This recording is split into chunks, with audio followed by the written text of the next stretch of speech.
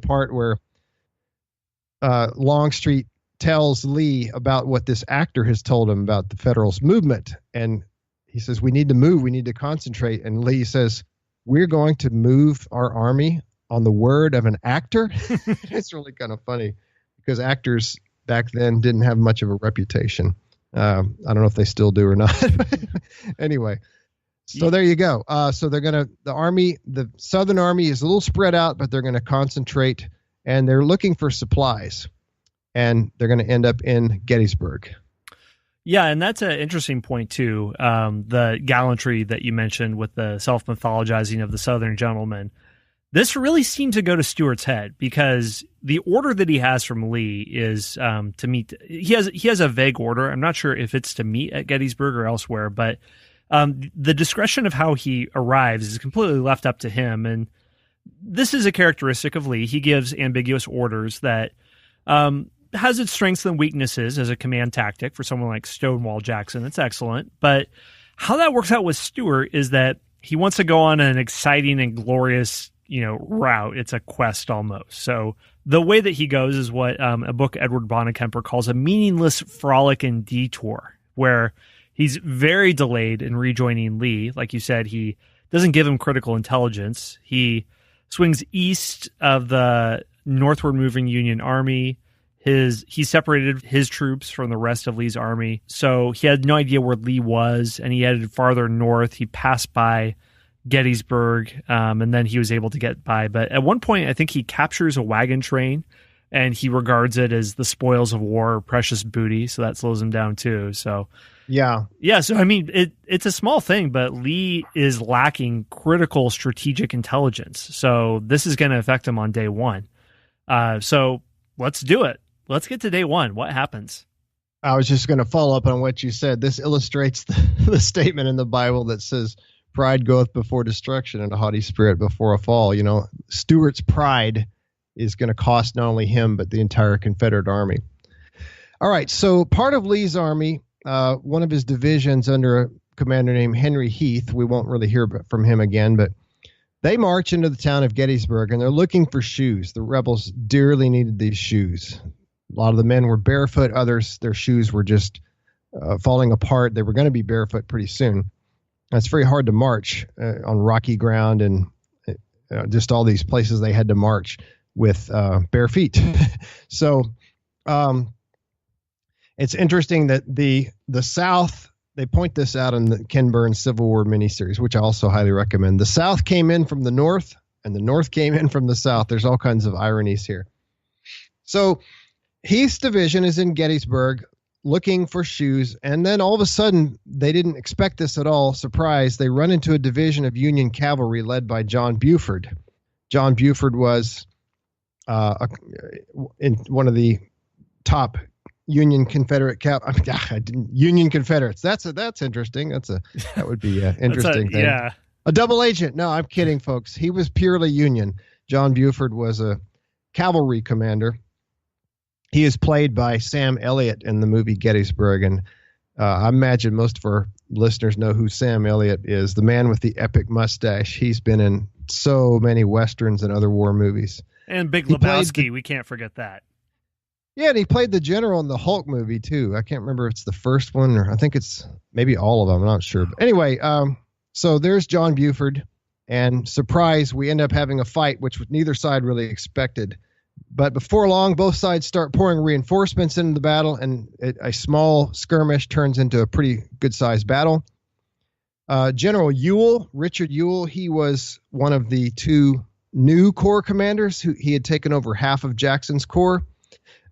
His corps is coming down from the north, and they're able to flank the Union left. And I got to work in Jubal Early to everyone. Your so-called forefather, yeah. Yeah, my not forefather, but my namesake, Jubal Early, was a division commander under Ewell. He was kind of Ewell's right-hand man. He was fighting really hard here. And so Ewell and Early are pushing the Federals back. Lee gives an order to continue, to keep fighting, keep pushing. The outnumbered Union soldiers, only two corps, they were shattered, and one corps lost half their numbers as casualties, half of them. You start out with, say, 10,000 and you end up with 5,000. I just made those numbers up, but that's just to illustrate how bad it was. The Federals retreat back through the town of Gettysburg. They're moving toward the south and toward the east. They're eventually rallied by General Winfield Scott Hancock, and he's a very competent Union Corps commander. And they occupy high ground to the east of the town, a couple of hills, Culp's Hill, Cemetery Hill, and then there's Cemetery Ridge. There's obviously Cemetery Ridge is named after a cemetery that's at the top of it, and so they're entrenching and digging in on this, beginning to at least on this high ground. And it's kind of ironic because at the entrance to the cemetery, there was a sign that said, "All persons found using firearms in these grounds will be prosecuted with the utmost rigor of the law." The local sheriff had a full caseload on his hands that day. Yeah, he's going to have about almost 200,000 people he's going to have to deal with. But anyway, Lee ordered Ewell to continue the attack. It's starting to get late in the day. But here's one of these ambiguous orders that we keep talking about. Scott and I have mentioned this several times. Lee said, attack and take the hill, meaning Culp's Hill, which is, I'll make a mental map in a minute, but it's on the Union right. He says, take the hill if practicable. And those two words made all the difference in the world. If he had had Stonewall Jackson would have said, well, heck yeah, it's practical. I'm going to do it. But Ewell was a much more cautious man, and he didn't think it was practicable. He made a couple of attempts, but it was not going well, and so he backs off. And so the first day comes to an end. This is July 1st, by the way. It's a major tactical success for the Confederacy in that they pushed the Federals back and inflicted many casualties. But it's not all rainbows and butterflies for the Confederacy, as we're going to see. That evening, the rest of both armies arrive, so both armies pull up, including Meade. Meade arrives on the field, the new commander. He's only been in command of this army for 5 or 6 days. There's only one Confederate division that hasn't made it. That's Pickett's, and they're gonna be busy in a couple days. But the Bluecoats, the Union troops, they spend all night entrenching, building breastworks. So they are now on this great ground, fantastic ground, elevated at the top of hills and ridges, and they're building breastworks. So basically, we talked about breastworks. They are man-made walls. Well, I guess technically all walls are man-made, right? Right. But they're not stone walls. They're not brick walls. They are walls made out of logs and mud and other types of natural things that you put together. But they're still very, very effective in stopping bullets. The Confederate Army was wrapped around the Union position, which resembled a fishhook. As I mentioned, the Federals now occupy high ground, and they have good interior lines. That's another concept we've talked about. So I'm having trouble here. Let's see, doing a mental map. So picture, what we can do is everybody picture a letter C, and then just chop off the bottom part of the C. So you get what looks like a fish hook, or like, I don't know, how would you describe it, Scott? Like a backwards 2 with no bottom. It's just a big curvy line. The Union right is on one hill, and then it curves around, and then they're on this ridge, and then on the Union left, which is the bottom of the fish hook, there's 2 hills, Little Round Top and Big Round Top. So terrific ground.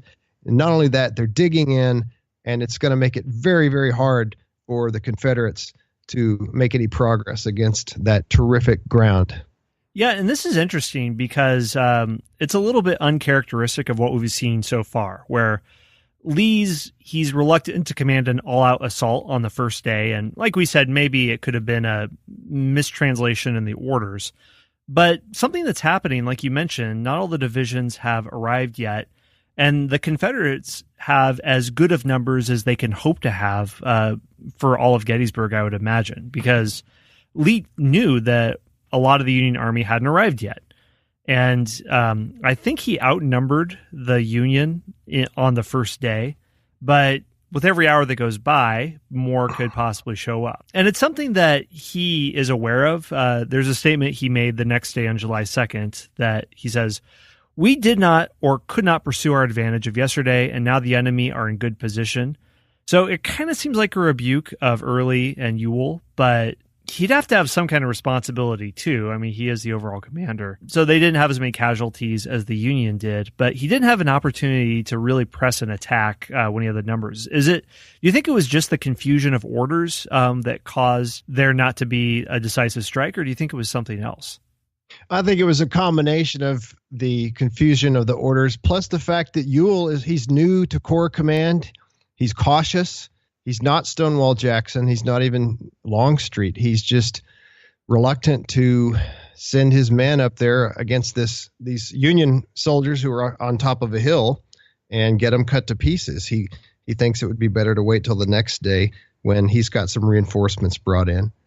But we'll see how that goes. Someone's going to get cut to pieces here in a little bit. So, all right. Well, let's look at day 2. What's going on?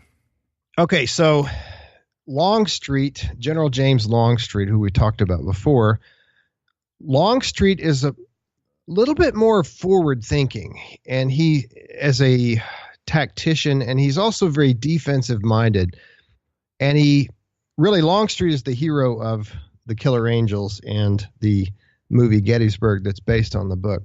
Longstreet tells Lee, we need to move. We need to redeploy the army. He wants to try to move it around to the south and to the east and place it between Washington and the Federal Army so that the Federals would have to come out of their entrenchments and attack the Confederacy, possibly even on ground of the Confederates' choosing. And that might actually maybe have been a better idea than what actually happened. It's hard to say. It's a counterfactual. We don't know for sure what would have happened.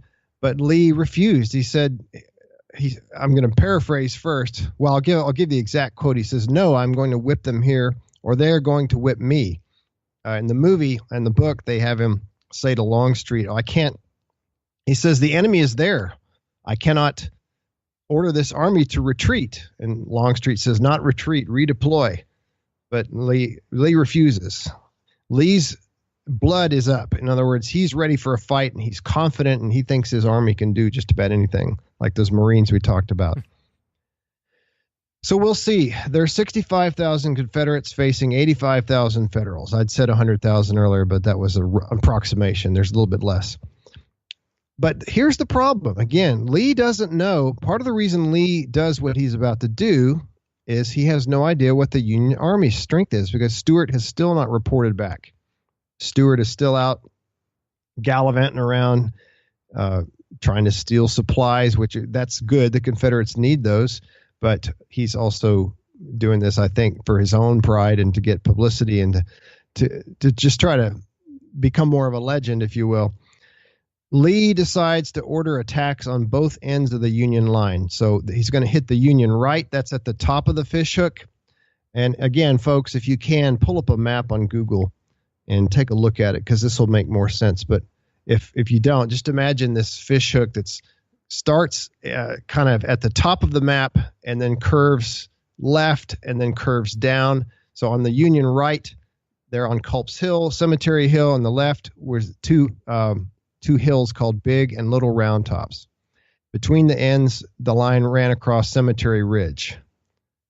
What do you think about that, Scott? Pretty good position? Yeah, well, I mean, like you said about Lee insisting upon attack, and then the argument with Longstreet, it's not a retreat, it's a redeploy. Another thing that Lee said was that he's insisting on an attack.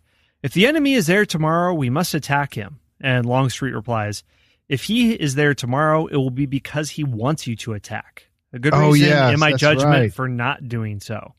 So one of the ways that he justifies it in his Gettysburg battlefield report, Lee does, is that retreat would have been difficult and awaiting attack was impractical because of foraging difficulties. So that's part of how he sees it too. Yeah. So there's a philosophical disagreement here. Yeah, it's important that our listeners understand that it wasn't just completely insane. I mean, Lee wasn't stupid. It's not like he just completely lost his mind. He had legitimate reasons for doing what he wanted to do, and he was a gambler. He had gambled in the past, and it always paid off. So let's not be too hard on Robert E. Lee here, but let's see what happens. So the Union has, and by the way, let me talk about interior lines.